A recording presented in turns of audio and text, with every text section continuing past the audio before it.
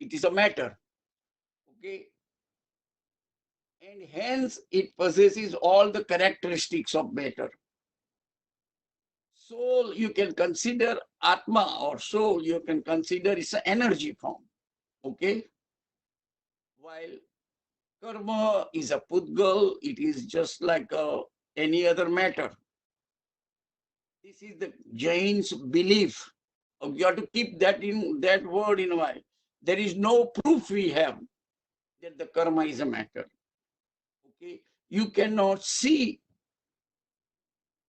you cannot all the qualities of the matter. We just believe into it. No, because karma is a smallest particle in the universe, and they say it also in the scripture. These particles are so small.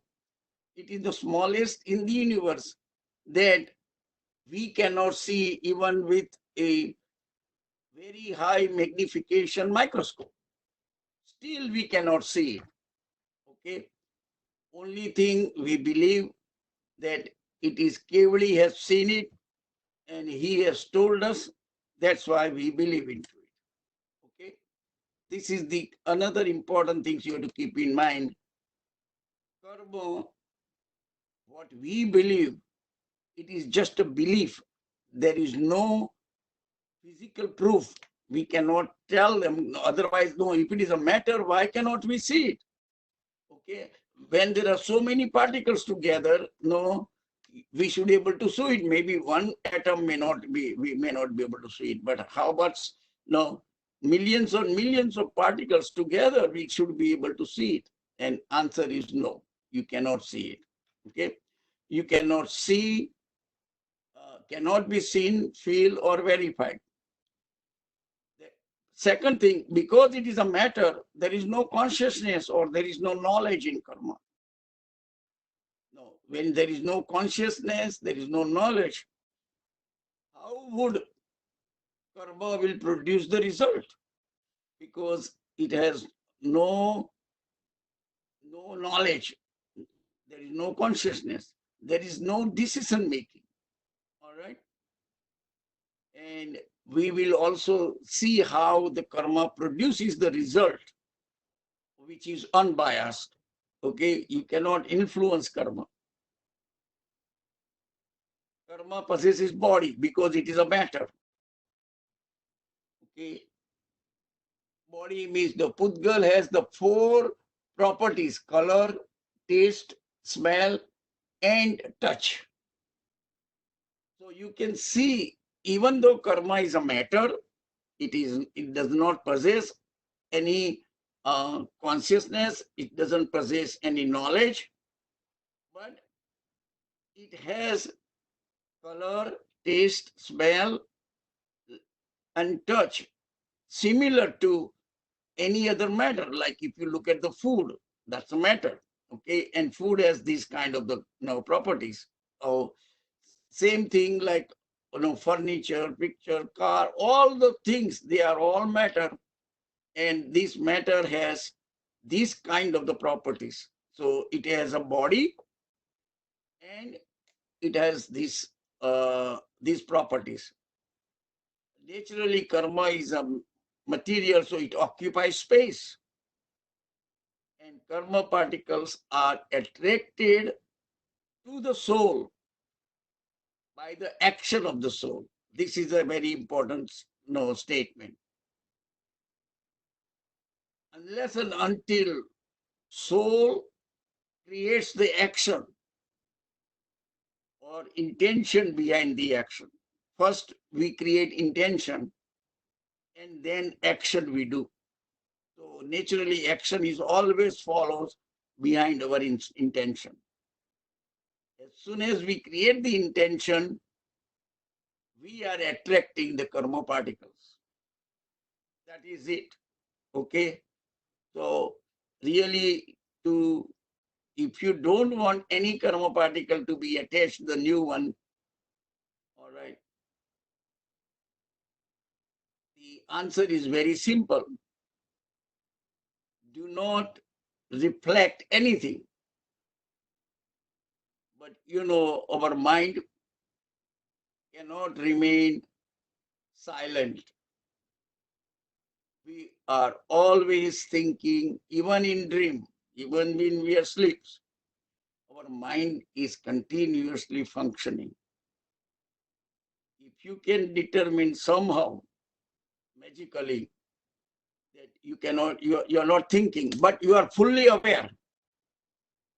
Somebody can put you to sleep, all right, for surgery. Naturally, you're not thinking, but you are totally unaware about yourself. So these are the two conditions. You are fully aware and not thinking. If you can achieve that state, then no new karma can attach to you. And that can be only possible according to the wisdom of all the great acharyas and rishis and everything, only through meditation. Through meditation, you can create complete awareness of yourself, where the thinking you can stop. Thinking can be stopped only through meditation. So that is why the meditation is significant important in Jainism, Buddhism, Hinduism, all these religion, those who believe in karma and reincarnation, ultimately you have to go through this process and come to the state of mind where there is no vibration in the mind. No, when I use the word vibration is whenever you are thinking, there is a vibration occurs within you, in your mind. And that vibration is the one brings the new karma. Okay.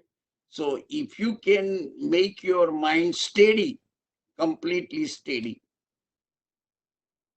and if there is a mind is completely steady but fully aware, that particular concept is the most important one. You have to keep remembering it. Then you are progressing spiritually. That is it. And if your mind is completely steady, okay, for some time, in the scripture they say more than 48 minutes, then you attain Kevalna. That's it.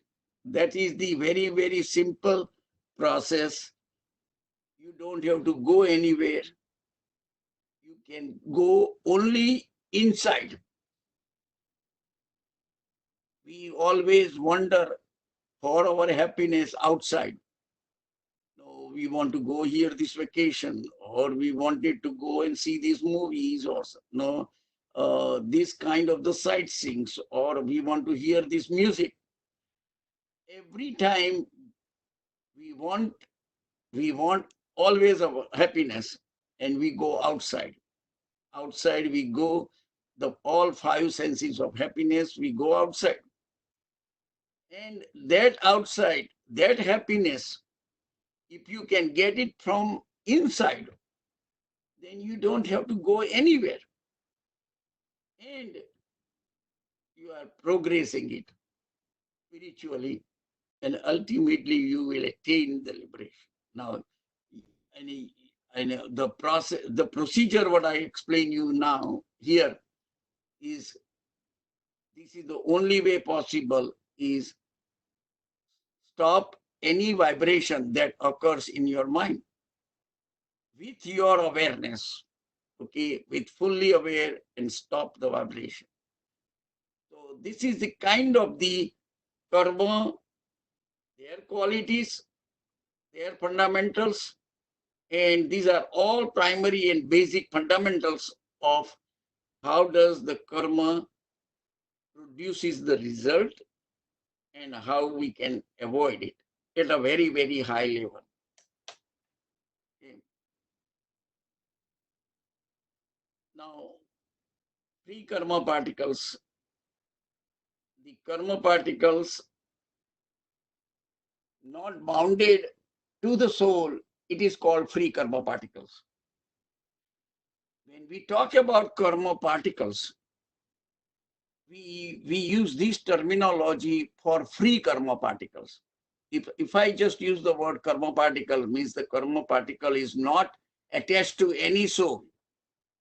It is free. And the entire universe is filled with these karma particles. So you will never find on the universe any place where there are no karma particles, including moksha, including the place of liberation. Everywhere karma particle is there. Only in moksha, these karma particles, because all the souls are so aware, fully aware, that there is no vibration occurs in the liberated soul. There is totally no vibration, but they are fully aware. They are full awareness without any vibrations in their soul. That's why those, even though karma particles are there in liberation, in moksha, they cannot attach to any of the souls that exist in liberation. All right? But don't think that there is no karma there. Karma particles are not there. There are no bonded karma is there. Okay, there is no soul has even one atom of the karma. So when the free karma particle binds to the soul, is known as the bonded karma or just a karma. So if I use the terminology just karma, means always a bonded karma to the soul. Just to make it clear, otherwise I have to repeat it all the time, bonded karma or free karma particles. Okay. Free karma particle, I will use it, and for bonded karma, I will just simply terminology will be just karma. Karma means always bonded karma. Now, what is the effect of the karma? Karma continuously produce their effect to the soul. Okay? We always have karma. We always have karma, and every moment, few of this karma matures. Every moment. You will never find any moment without any maturing any karma. Continuously matures it. And at the same time, every moment, we are acquiring new karma. All right. Don't say it is both are the same quantities or same magnitude. No.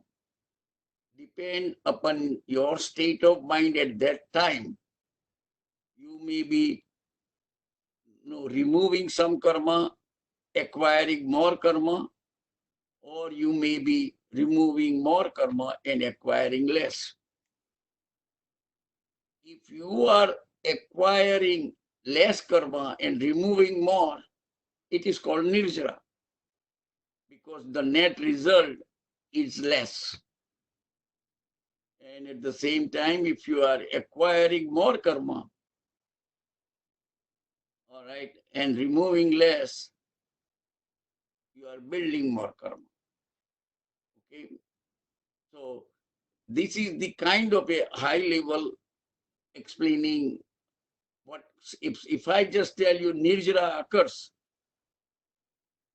because of tap, whatever we do, these 12 finances we have explained in the Jainism, that these 12 finances know 6 Bahya finance and 6 Antrik finance, internal finances. Okay. Those are the 6 ones, 12 ones finances. They are the one going to reduce my karma. If I am not in finance, then I may be continuously increasing karma. So karma continuously produce their effect on the soul, because few karma matures every moment. Now, it obscures the soul's natural quality of infinite vision, knowledge, power, and conduct. These are the four qualities of the soul, four major qualities. Some infinite vision, infinite knowledge, infinite power or conduct, okay, and ananta charitra, infinite conduct, okay. So vision, knowledge, power, and conduct. Now, in terms of karma language, darshnavarniya karma, gnanavarniya karma, mohaniya karma, and antaraya karma. These are the four karma. These are the four qualities that is being hindered by the karma: vision, knowledge, power, and conduct. All right. So this is the effect of karma. Effects of karma is to hinder the qualities of the soul. Whatever our quality, we are not, really, obviously, we are not able to have all our full quality, infinite vision, power, conduct, and this one. So, and these are called the Ghati karma. The four major qualities of the soul, that what we hinders, that is the Ghati karma. That means it reduces the qualities of the soul. With soul, with this karma, possess the body, lifespan, social standing, and pleasure and pain due to surrounding effects. We are always controlled by surroundings. Okay, my neighbor got this thing, and he is very happy. I should have that. Okay, we are comparing ourselves to others continuously. Okay, and because of that, we try to be creating a lot of stresses within us. All right. Now, the effect that is occurring because of the surroundings, okay, it is called Aghati karma. Anything what you do, like your physical body, your lifespan, your social status and standings, all right, pleasure and pain, which is the Vedaniya karma. Oh, these are all Aghati karma. Aghati karma don't hinder any qualities of the soul, but it is a cause to create a Ghati karma. So they are not like, well, then why should I look into it? Why should I worry about it? There is no direct effect, but there is a significant indirect effect on us. So these are the kind, I'm just still talking to the high level in a sense. This is kind of an overview, the effect of the karma. You got a good and bad effect. The good effect is like if you got a human life, that's a good effect of the karma. Okay. If you got a healthy life, that is also a good effect of the karma. And you can see, if you got a good lifespan, that's a good effect of the karma. But these are all Aghati karma. Anything what you do good, it will give you better life. anything that is good, that's what you are doing good. Anything what you are doing bad, it is going to be like, no, you got the body with lot of disease, all right? You got nobody wants to even talk to you. Your social status is like that. So anything which you don't like it, that is due to the effect of the bad karma. But what you gain is maybe animal body, or maybe in the hell. These are the kind of the bad environment where you suffer a lot, and this is the effect of the bad karma. All right. So, and the bad effect, what you are seeing it, is through Aghati karma. Okay. Some people die early, die young. Okay. That is their effect of the bad karma. In that sense, this is how the karma produces all these results. The intensity of the effect of the karma depends on the illusion and the ignorance of the soul at that time. Now, this is the most important one. What does it tell you? That whenever you do any action, before that you think about the action and then you do it. It's always like that. Okay, you always think first, you always reflect first, and then you do it. It may be very small gap, but there is always the thinking comes first before you do the action. So what they're saying, this intensity of the effect of karma depends on the illusion and ignorance of the soul at that time.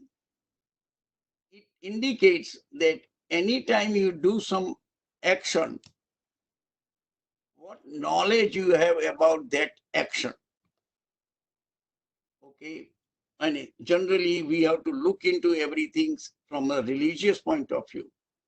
Anytime you do any religious work, anytime you do the good work, what is the intention of yours doing that work? That is the result, is the one going to get you good or bad karma. All right. So this is the very important point you have to know. If we have to do it with a very clean mind, without any kind of playing any politics or anything. And are we achieving the result? If I am doing something good, am I achieving the result? And the result achieving is my anger, greed, deceit, lust, all the things is reduced or not after completing the action? If it is reduced, means I have improved spiritually myself, then we have done good things. But if I remain the same as it is, oh, I finished my pratikraman, I finished my samayik, I finished my puja, I did these things, and we only look into those aspects of it, and next day you are the same thing, and day after you are the same thing, then you are just wasting your time. But you are internally, you are just satisfying yourself, you have done something. Oh, I ask for forgiveness of all my faults.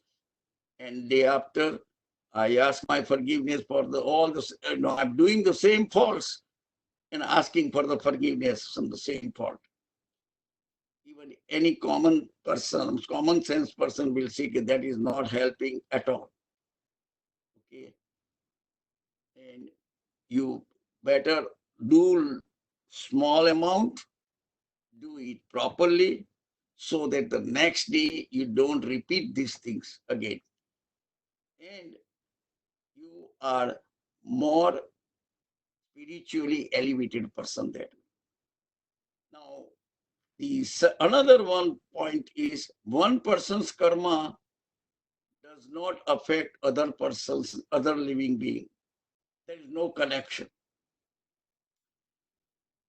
whatever I do, I acquire, because of my reflection, I acquire the karma. Somebody else is also working with me, all right? And we both are doing the same thing. But we both are going to acquire different karma based on each reflection. What are we doing for that thing? Somebody may be looking something different, some other person is not. Second thing, yes, with this coronavirus, people will say, hey, is there any group karma? We will discuss these things now at the end of the karma chapters, okay, when we finish this one. But here, one thing I tell you, in Jain karma philosophy, there is no such thing as a group karma. What I mean by group karma, they all produce result at the same time. That's what I mean by group karma. Karma, and of course, everybody has their own karma. Everybody is producing it, even though we may see that they are all suffering at the same time. Okay? But it is not the one they are suffering at the same time. These incidents occur at the same time. Each one, whenever you are suffering because of karma, each one is suffering differently also. Okay? Even though like plane crashes, everybody dies. And you think, no, everybody is dead. But everybody have suffered differently during the death even. And that is very obvious, because if there is a, let's say, spiritual person is there, he will be just in his own spiritual awareness doing. That's it. He thinks, I am not dying, I'm just changing my body. That's it. And he does not even feel suffer. Okay? Some person who is a mithyatva, he will be saying, what is going to happen now with my family, my all the assets, my everything. So that person is suffering a lot during this same incident, while some highly spiritually advanced person may not be suffering at all. He just says, I am a soul, I am eternal, I cannot be extinct, period. Okay, only thing is I'm changing the body. All right. And whatever the result is, whatever the things are. So what I'm trying to just tell you, even though looks like incident is the same, but each one is suffering differently. And your suffering occurs in your own reflection. All right. So this is just the things are, you have to dwell on it more and more to make sure you grasp this concept properly. Okay. Just a minute.